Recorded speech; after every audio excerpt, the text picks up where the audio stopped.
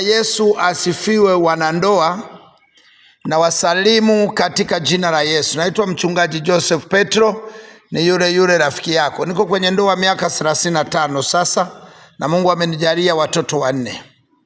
Nataka niseme wanandoa, fanyeni tendo la ndoa kwa nguvu sana. Yaani kila wakati na mfanye na wanandoa.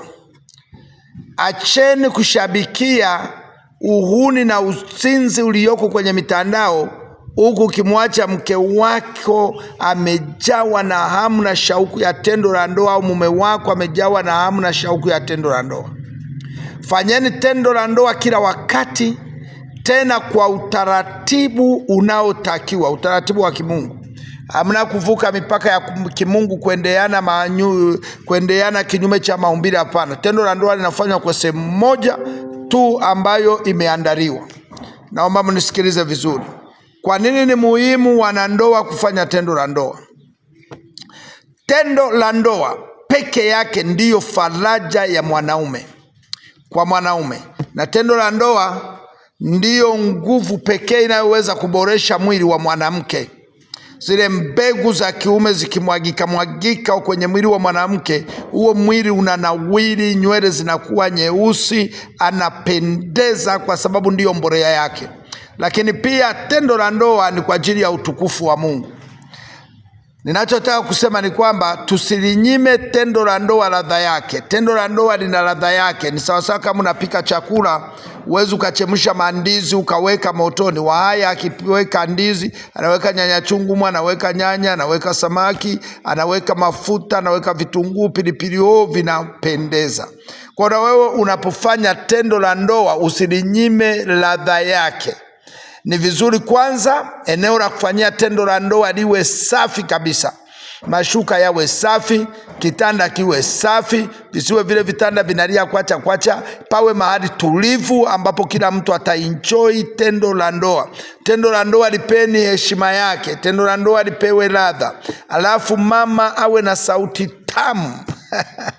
Awe na sauti tamu, ile sauti tamu ya mahanjumati.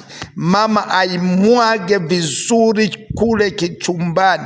Ni marufuku kufanya tendo la ndoa umenuna, marufuku kufanya tendo la ndoa umeuma meno, marufuku kufanya tendo la ndoa unagunaguna tu. Toa ka sauti nyororo mama. Burudisha moyo wa mume wako, anapata nguvu ya kuendelea kufanya kazi. Anajua kumbe kazi inayoifanya inafika penyewe. Mama anayenuna, mama anayefanya tendo la ndoa amenyamanza, anaondoa ladha ya tendo la ndoa. Tendo la ndoa sio vita, tendo la ndoa sio ugomvi, tendo la ndoa ni burudani. Fanya tendo la ndoa ukiwa na mahanjumati mama. Umejiweka safi, mwili wako umewekwa safi, kiwezekano umepuliza ka perfume. Yule mama katika kitabu cha Mithali sura ya 7 alimwambia mwanaume, nimekitandika kitanda changu kitanda cha Misri. Nimeweka manukato safi. Maana yake alitaka kumwambia mwanamume, kwangu hakuna harufu mbaya.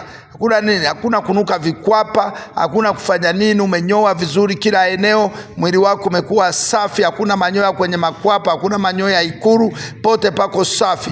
Halafu nakutana na mume wako mpendaye sana, mnaburudishana. Vile vile wanaume, ujue ni wapi pa kumshika mke wako kwenye tendo la ndoa. Sio umekunja mikono tu na unagonga kama unagonga mawe kwenye kiwanja, hapana. Mwanamke ujue sehemu gani ukimshika utampatia. Ujue ni wapi ambapo kimgusa mke wako atasisimuka. Msisimue, nyonya urimi, nyonya maziwa, mtekenye huku kwenye mapaja, chini ya viuno huku. Fanya mambo na yeye aendelee akiwa katika msisimuko mkali ambao utamfanya yani afurahie lile jambo analolifanya. Mpe mke wako anachostahili na mpe mume wako anachostahili. Tendo la ndoa liheshimiwe na watu wote. Nataka niwaambie, ninakaribia kuanza kuleta masomo yanayohusiana na tendo la ndoa, umuhimu wa sauti ya mwanamke kitandani, umuhimu wa mwanaume kumtekenya mke wake kitandani. Haya yote lazima tuyajadili. Mwanamume, jifunze kumtekenya mke wako, jifunze kumnyonya maziwa, jifunze kumnyonya urimi, jifunze kumshikashika maeneo ambayo yanaleta hamasa, ambayo yanaleta msisimuko. Ukifanya hivyo utamfanya mke wako afurahie tendo la ndoa na awe rahisi kumaliza.